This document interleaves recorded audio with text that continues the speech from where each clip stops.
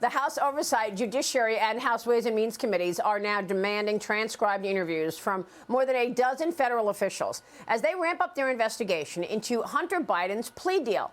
You know the sweetheart deal. It includes U.S. Attorney for Delaware David Weiss, Assistant U.S. Attorney Leslie Wolf, and U.S. Attorney for D.C. Matthew Graves.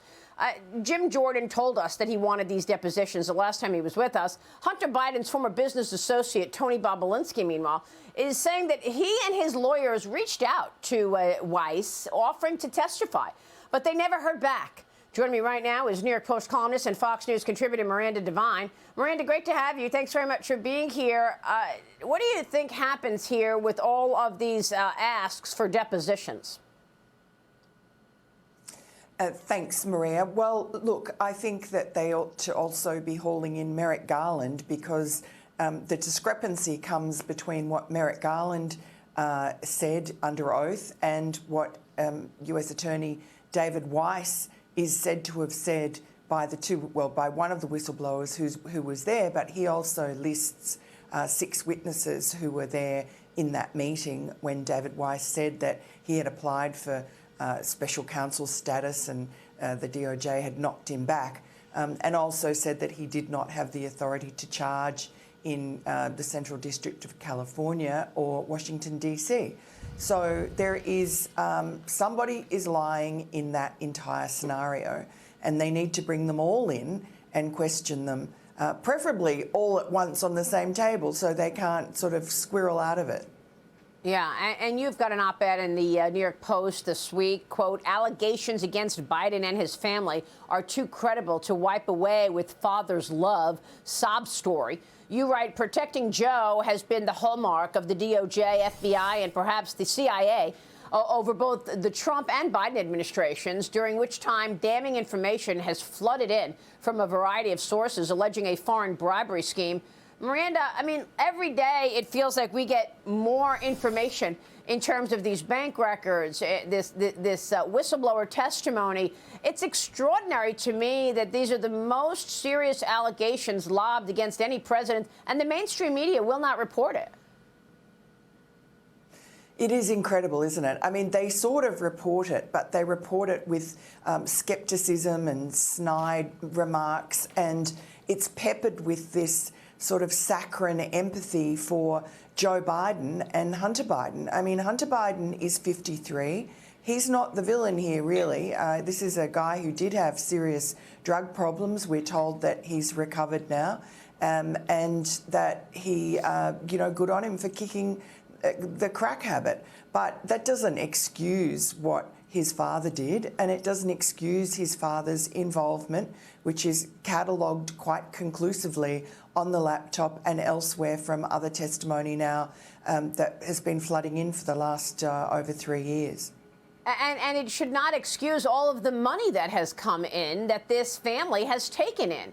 I mean, the other day, James Comer, the chairman of the House Oversight Committee, said that he's expecting that he can identify up to $40 million that this family has taken in from China, Russia, Romania, and other places. What were they paying for?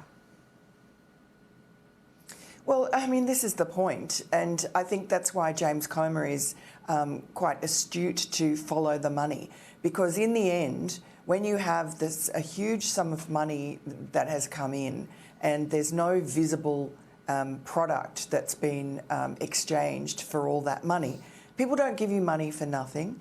And we saw from the WhatsApp message that was revealed last week in the testimony of IRS whistleblower Gary Shapley that Hunter Biden really does a pretty aggressive shakedown. And he said that his father was in the room. We don't yet know whether that was true or he was lying. But we do know that Hunter Biden was at his father's house that day.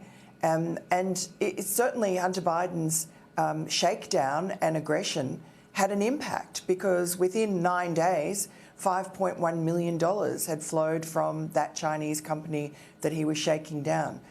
So presumably they were frightened and they felt that they did owe the Bidens that kind of money. Yeah, and you've got to question whether or not the decisions that Joe Biden has made supposedly on behalf of the American people regarding China, you've got to ask if he's been paid for that. For example, he walks into the White House in 2021, and one of the first decisions he makes is to cancel the China initiative.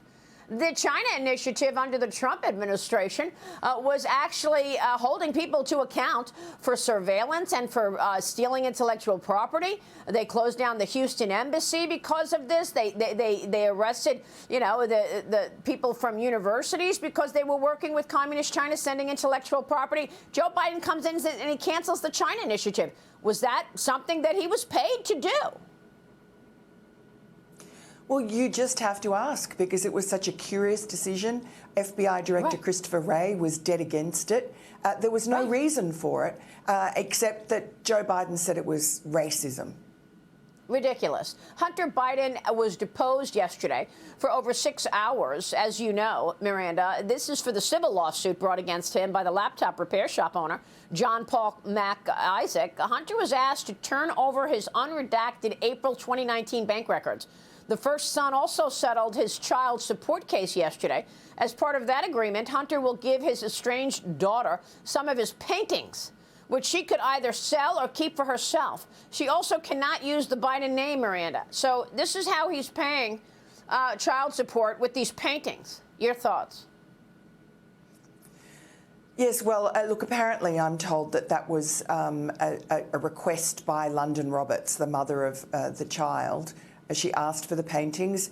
I guess she believed Hunter when he said that he was completely broke, and she feels that those paintings will be worth something. I mean, there have been media reports that they're worth, you know, as much as $500,000 each. I don't think that they're worth anywhere near that, and I understand that sales have slowed because the House of Representatives have said that they want to subpoena any of the buyers. So I think that's done a bit of a disservice to the market for Hunter Biden art. But in terms of the deposition, I think that would have been quite a gruelling situation for him in Wilmington yesterday.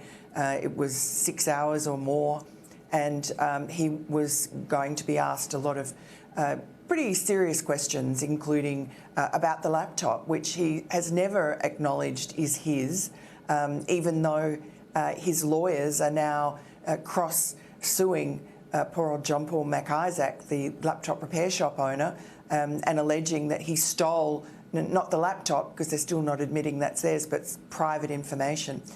So, I mean, Hunter Biden has the most expensive lawyers money can buy, and he's utilising them to their full capacity, and they're cleaning up a lot of loose ends at the moment.